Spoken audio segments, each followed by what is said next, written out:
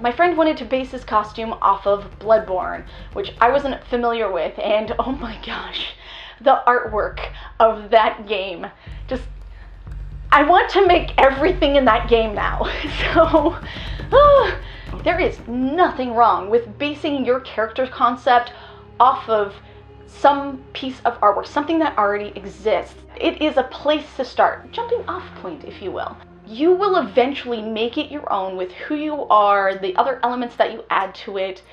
You know, we are all inspired by something, and this is basically inspiration. If you need inspiration for your costumes, go to DeviantArt, Google search stuff, Pinterest boards, make mood boards on Pinterest, follow mood boards on Pinterest. They are a really good way to solidify a character in their look. Alright, so I'm not going to be making the full costume in this game. We are going to be doing 2 elements, so this is kind of a 2-for-1 if you think about it. We are applying one solid technique from one video, the pirate hat video, to these 2 elements. Right. You may have seen the video where I was running around to different thrift stores and found this piece, and you were like, what the heck are you doing with that?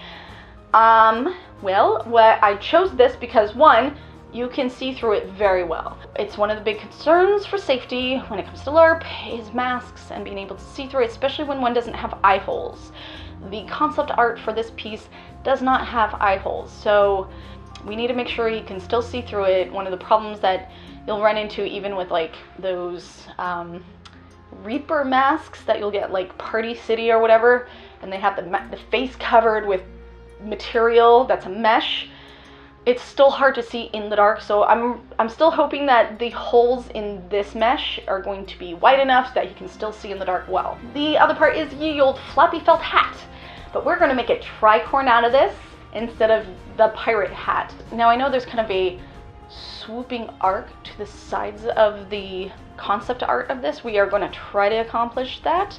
I have some ideas and we'll see if they work. If not, they don't. It's okay to fail. By the way, this hat was only $5 at a thrift store, and that wasn't even on sale.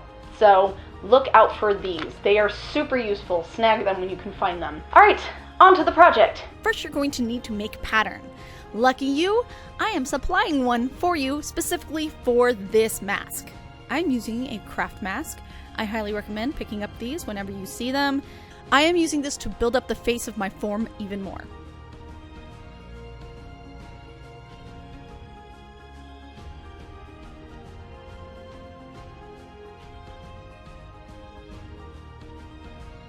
You can completely skip this step. I just wanted to give it a little bit of a decorative edge.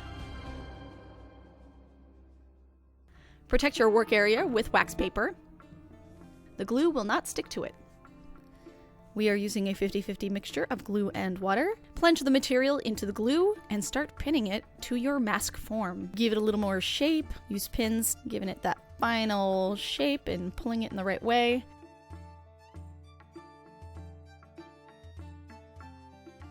And spraying on a little bit more of that glue mixture. We are going to set that aside to dry and start working on the hat. I am getting the hat wet and also stretching the crown of the hat because it was a little small. Shove wax paper into the crown of the hat to keep its form. Now we are going to take the same mixture and saturate the hat. Make sure you get every part of the hat. We are using pins to pin up the hat in the tricorn shape. I am using spray cans to basically curl the sides of the tricorn to give it that swooping effect that we were talking about earlier. I used a starch can. Now that the mask is dry, I am spraying it with black spray paint. I thought I needed a clear matte, but I did not need that spray paint because it ended up being a matte anyway. Now to get that really cool 3D texture on the mask that I'm going for, I'm using hot glue. Now I'm going to give it a silvery awesome accent with rub and buff. I love having rub and buff in my toolkit. A little bit goes a long way. See, it gives it this really cool silver texture. Stiffening the material made the mask scratchy, so I am making it more comfortable with a strip of fabric. Plus, it will catch sweat. Pretty useful. Unfortunately, you can't see it very well, but I'm putting black ties on the mask so he can tie it onto his head. Moving onto the hat, we are going to put a black trim on it. I'm always picking up trim when it's like $1 a yard or less. I will pick up yards and yards of it and just keep it around for projects just like this. And we are just hot gluing this to the edge. Super simple. and does a whole lot for the look. And that's it. The mask and the hat are going to take a day or two to dry, and you may even have to go back over it with another round or two of glue. I did about 2 to 3 rounds of glue. So I really recommend making sure that you start early on a project like this. This is not a last minute project.